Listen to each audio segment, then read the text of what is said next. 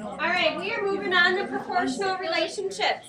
Your learning target today, you're going to be able to identify proportional and inversely proportional relationships from graphs and tables. You're also going to be able to create equations of inverse and directly proportionate.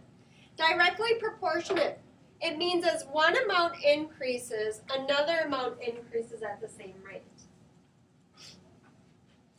Inversely, and you're not going to need to know this vocabulary that fluently, you just need to know how to apply it. But inversely proportional means that when one value decreases as the other increases. Okay?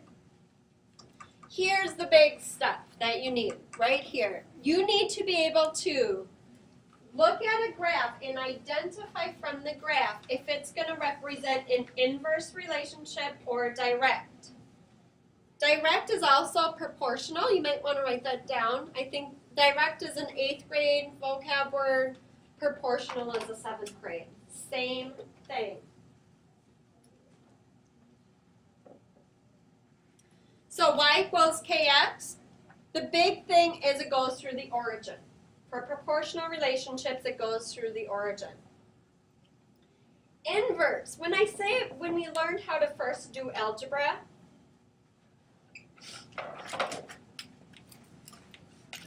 okay, so when you think about the word inverse, I want you to think, when we first solved equations, we did inverse operations. I say this is 3 times x, what's the inverse of times? And you say divide. It's the same strategy. Inverse really undoes something. So this is really y is equal to k times 1x. We're doing the inverse to x. So what's the inverse of times 1x would be to what? Divide.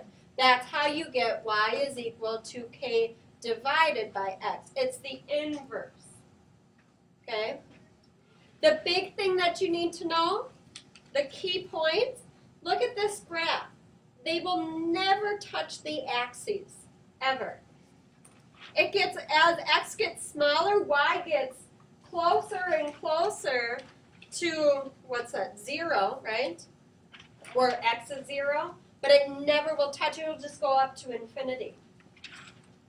As x gets bigger, y gets closer to 0, but it will never touch 0. Now let's explore that for a minute.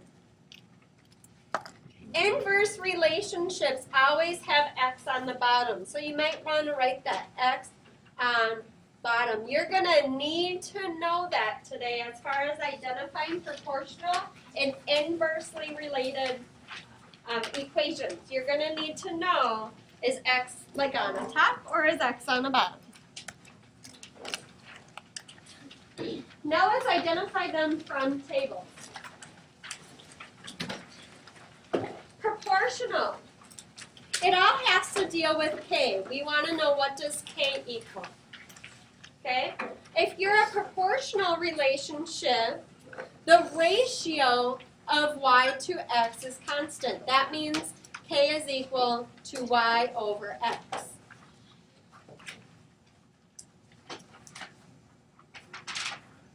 This is saying y divided by x. What's the inverse of divide? Multiply. So the inverse relationship is the product of x and y is constant. Now let's look at this. So that means k is equal to y times x. That's the difference. Let's apply this quick. Given this first table, I always go to proportional relationships first. I always look at the ratio first. So the ratio of y to x, you did this in that 8th grade homework that we did with a table. The ratio of y to x, 4 over 1 is 4, right? 8 over 2 is 4. They look the same to me. 12 over 3 is 4. So this is a proportional relationship. Inverse is the product. 20 times 3 is 60. 10 times 6 is 60. 12 times 5 is 60. Okay? So those, you've got to be able to identify that. Now let's practice. We're going to figure out what this table, what kind of relationship this is. I always start out with my ratio, y to x. 6 is to 3, 8 to 4. Are they the same? Yes. 10 to 5 the same? And then I just double check. 12 to 6 is 2, 14 to 7 is 2. This is a ratio one, which is going to be proportional or direct.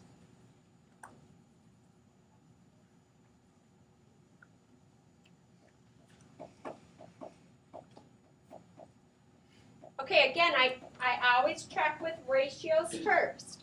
Ratio of y to x. 8 is to 1. 4 over 2. Are they the same? No. No, so then I move to product. 8 times 1, 4 times 2, half of 16, 8. This is what then? Inverse. Inversely. Inversely. Is there an E there? Oh gosh. Inversely. Inversely? Inversely? That word. I don't. Inverse. Yeah. It's an inverse relationship. I'll do that. It's L1. Is that? I'm so good at English. Don't tell Miss Timmons. Okay. All right. And then let's look at this one. 40 to 2. I always check with ratio. 10 to 4. Definitely not the same. Now I move to product. 80 is to 40. Nope, not the same. So it's neither. Neither. Okay. And that it can be neither. Because lines are all over the place. Think about lines. You can have 3 different kinds here that we've learned about. You can have a normal line, y equals mx plus b. A proportional line goes right through the origin. And now we have our inverse lines, which never touch an axis. Whichever quadrant they're in, they're never going to touch the given axes that surround them. All right, moving on. Creating equations. When I create equations, I always want to figure out, find k. And then I'm either going to do it as a direct or as an inverse. And you just need to know direct, y is equal to k times x. Inverse, y is equal to k divided by x. And how I find k, it's either going to be the ratio or the product of x and y. Okay? So in an inverse relationship, inverse, what does k equal in an inverse relationship? Product or ratio? Product, right? So k is equal to y times x. So here my k is going to equal to 1 times 6, which is 6. Inverse is y equals k over x. So it's going to be y equals my k over x. Now some of you, I'm just applying the trick right away. Some of you might be confused with that. I can do it the long way. Start with the generic. Y goes to the y. X goes to the x. Rewrite it. What's the opposite of divide? K divided by 6. How do I move that 6? Times. Yeah. There's that product.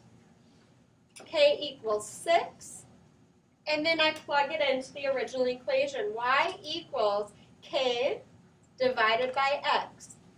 Because they said inverse.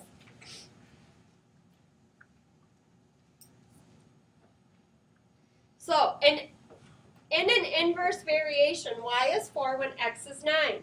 Write an equation that shows a relationship.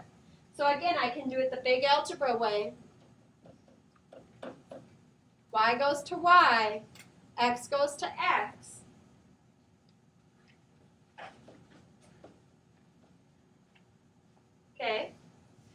times through by 9 to get my k alone.